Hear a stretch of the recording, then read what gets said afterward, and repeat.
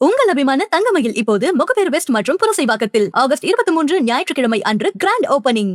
மகனா மருமகனா கடும் குழப்பத்தில் ஸ்டாலின். சபரீசனை ஒதுக்கி வையுங்கள், தேர்தல் முடிவுகளுக்கு பிறகு மச்சானுக்கு உதயநிதி வைத்த செக் அது. ஆனால் அந்த செக் சில மாதங்களிலேயே காலாவதியாகிவிட்டது போல தெரிகிறது. மீண்டும் லைம்லைட்டுக்கு வருகிறார் சபரீசன். அவருக்கு வழிவிடுவது மு.க. ஸ்டாலினே என்பதுதான் உதயநிதி தரப்பில் அதிருப்தியை ஏற்படுத்தியிருக்கிறது. மகனுக்கும் மருமகனுக்கும் இடையே நடக்கும் மறைமுக யுத்தத்தால் ரொம்பவே குழம்பி போயிருக்கிறார் தலைவர் ஸ்டாலின் என்கிறார்கள் திமுக சீனியர்கள். என்னதான் நடக்கிறது அறிவாலயத்தில்? சட்டமன்ற தேர்தல் தோல்வி குறித்து ஆராய திமுக தலைவர் ஸ்டாலின் அமைத்த ஆய்வுக்குழு ஒவ்வொரு மாவட்டத்திற்கும் சென்று கட்சி நிர்வாகிகளிடம் கருத்து கேட்டது. இணையதளம் வாயிலாக தொண்டர்கள் பொதுமக்களிடமிருந்தும் கருத்துக்கள் பெறப்பட்டன. அதில் பெரும்பாலான மாவட்ட செயலாளர்களும் கழக நிர்வாகிகளும் கை காட்டியது பெண் நிறுவனத்தை தான். தேவையில்லாத வியூகங்களை சொல்லி எங்களை பாடாய்படுத்திவிட்டனர். வேட்பாளர் தேர்விலும் மோசடி நடந்திருக்கிறது. பெண் நிறுவனத்தால் தான் நாம் தோற்றோம் என்று கொதித்து விட்டார்கள். வாய்மொழியாக மட்டுமல்லாமல் எழுத்துப்பூர்வமாகவே தங்களுடைய ஆதங்கத்தை கொட்டி தீர்த்திருக்கின்றனர் பல நிர்வாகிகள். இப்படி பல நிர்வாகிகளும் அதிருப்தியை வெளிப்படுத்தியிருக்கும் சூழலில்தான் மறுசீரமைப்புக்காக மாவட்டங்களை பிரிக்கும் பொறுப்பை மீண்டும் பெண் நிறுவனத்திடமே வழங்க திமுக தலைமை முடிவெடுத்திருப்பதாக தெரிகிறது. உதயநிதியால் சில காலம் ஒதுக்கி வைக்கப்பட்டிருந்த சபரீசன் அறிவாலயத்திற்குள்ளேயே அடியெடுத்து வைக்க தயாராகிறார். நம்மிடம் பேசிய திமுகவின் சீனியர்கள் சிலர் 2022 சபரீசனால் தொடங்கப்பட்டதுதான் பாப்புலஸ் எம்பவர்மெண்ட் நெட்வொர்க் எனப்படும் பெண் நிறுவனம்.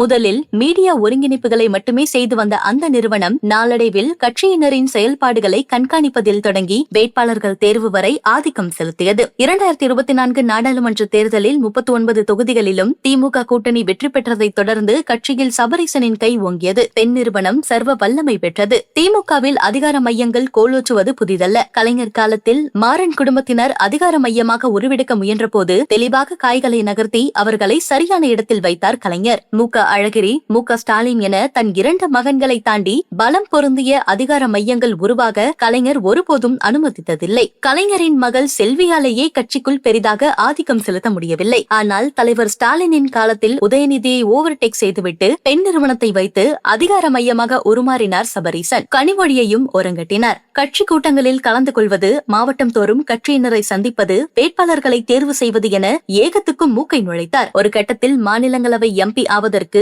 சபரீசன் முயன்ற போதுதான் குடும்பத்திற்குள் பிரச்சனை வெடித்தது. டெல்லியை தான் அத்தை கனிமொழி பார்த்துக் கொள்கிறாரே, பிறகு நம் குடும்பத்திலிருந்து ஏன் மற்றொருவரை டெல்லிக்கு அனுப்ப வேண்டும் என்று உதயநிதி கட்டையை போட சபரீசனின் கனவு தகர்ந்தது. சபரீசனை வீழ்த்துவதற்கு உதயநிதி நேரம் பார்த்து காத்திருந்த வேளையில் நடந்து முடிந்த சட்டமன்ற தேர்தல் முடிவுகள் காரணத்தை உருவாக்கின. பெண் நிறுவனத்தால் பல குளறுபடிகள் நடந்திருக்கின்றன. திமுக நிர்வாகிகளிடம் பணம் பெற்றுக்கொண்டு கட்சி தலைமைக்கு தவறான தகவல்களை கொடுத்துவிட்டனர். வேட்பாளர் தேர்விலும் தகுதியானவர்களுக்கு வாய்ப்பளிக்க விடாமல் தடுத்துவிட்டனர். அந்த நிறுவனத்தால் ஒரு பிரயோஜனமும் இல்லை. நிறுவனத்தை கலைத்துவிட சொல்லுங்கள் என்று தலைவரிடம் ஆக்ரோஷப்பட்டார் உதயநிதி. அவரின் புகாரை தொடர்ந்து முறைகேட்டில் ஈடுபட்ட ஒரு மாவட்ட செயலாளரின் மருமகன் பெண் நிறுவனத்திலிருந்து வெளியேற்றப்பட்டார். ஆனால் பெண் நிறுவனத்தை கலைப்பதற்கு சபரீசன் தயாராக இல்லை. சமீபத்தில் தலைவர் ஸ்டாலினை சந்தித்தவர் தேர்தலுக்கு முன்பாக தான் அளித்த ரிப்போர்ட்டுகளை எடுத்து போட்டு பேசியிருக்கிறார். ஒவ்வொரு முறையும் கட்சியை மறுசீரமைப்பதற்கு நான் ஆலோசனை சொல்லியிருக்கிறேன். நீங்கள் தான் சீனியர்கள் கோபித்துக் கொள்வார்கள். உதயநிதியின் ஆட்களுக்கு எவ்வளவு பொறுப்புகள் கொடுப்பது என்று காலம் தாழ்த்தினீர்கள். இப்போது என் மீது பழியை தூக்கி போடுவதில் என்ன நியாயம்? வேட்பாளர் தேர்விலும் பலவீனமானவர்களை நிறுத்தாதீர்கள் என்று சொன்னேன். யாரும் கேட்கவில்லை.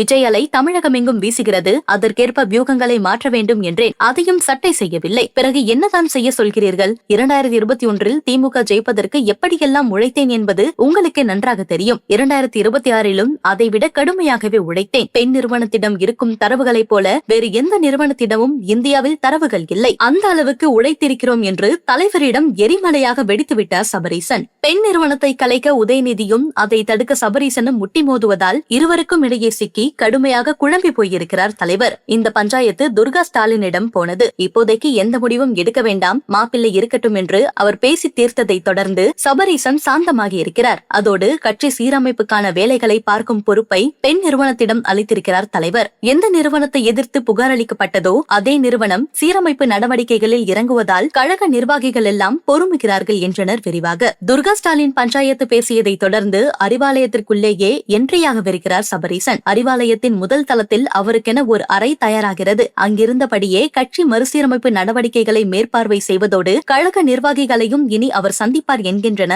அறிவாலய வட்டாரங்கள். நம்மிடம் பேசிய திமுகவின் முன்னாள் அமைச்சர்கள் சிலர் அறிவாலயத்திற்குள் சபரீசன் நுழைவதை உதயநிதி விரும்பவில்லை, தன்னிடமிருந்து கட்சியை கண்ட்ரோல் எடுத்து விடுவாரோ என்று சந்தேகிக்கிறார். கட்சியில் பல ஆண்டுகளாக மகளிரணி செயலாளர், துணை பொதுச் செயலாளராக இருந்து வரும் கனிமொழிக்கு கடந்த ஆண்டுதான் அறிவாலயத்தில் தனி அறை ஒதுக்கப்பட்டது. ஆனால் கட்சியில் எந்த பொறுப்பிலும் இல்லாத சபரீசனுக்கு அறிவாலயத்தில் அறை ஒதுக்க முடிவெடுத்திருப்பது சரியல்ல. நாளையே இளைஞரணி செயலாளர் உதயநிதிக்குத்தான் அன்பகம் அலுவலகம் இருக்கிறதே, அறிவாலய நிர்வாகத்தை நானே பார்த்துக் கொள்கிறேன் என்று சபரீசன் சொல்லிவிட்டால் அதிகார போட்டி அறிவாலயத்திற்குள்ளேயே ஆரம்பித்துவிடும். இதையெல்லாம் தலைவர் எப்படி சமாளிக்கப் போகிறாரோ என்று ஆதங்கப்பட்டனர். ஸ்டாலினுக்கு வேறு வழியில்லை என்கிறார்கள் அவருக்கு நெருக்கமான கட்சி சீனியர்கள். கடந்த 5 ஆண்டுகளில் கிடைத்தது எல்லாமே சபரீசன் மூலமாகத்தான் ஆங்காங்கே பத்திரமாக இருக்கின்றன. அவரை பகைத்துக் கொள்வது சரியான முடிவாக இருக்காது. ஆகவேதான் மருமகனை தள்ளி வைக்கவும் முடியாமல், மகனின் எண்ணத்திற்கு ஈடு கொடுக்க முடியாமலும் குழம்பி போயிருக்கிறார் தலைவர் ஸ்டாலின் என்கிறார்கள். இப்படி கட்சிக்குள் நடப்பது எதுவுமே புரியாமல் தவிக்கும் தலைவர்கள் சிலரோ சபரீசனுக்கான முக்கியத்துவம் பிடிக்காமல் உதயநிதி பொறுமுகிறார் என்று சொல்வதும், இருவருக்கும் இடையே தலைவர் ஸ்டாலின் மாட்டிக்கொண்டு விழிக்கிறார் என்று சொல்வதும் வெளியுலகுக்கு காட்டப்படும் பிம்பம் தானே தவிர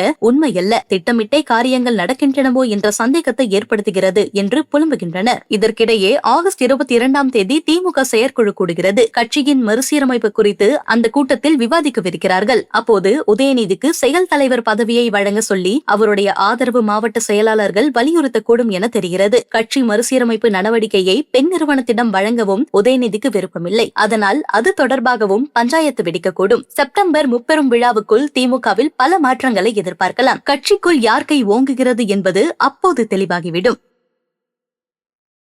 தமிழக மக்களின் பேராதரவை பெற்ற தங்கமயிலின் புதிய கிளைகள் இனி முகப்பேர் வெஸ்ட் மற்றும் புரசைவாக்கத்தில் ஆகஸ்ட் 23 ஞாயிற்றுக்கிழமை அன்று கோலாகல ஆரம்பம். தங்கம் வாங்க, தங்கமயிலுக்கு வாங்க.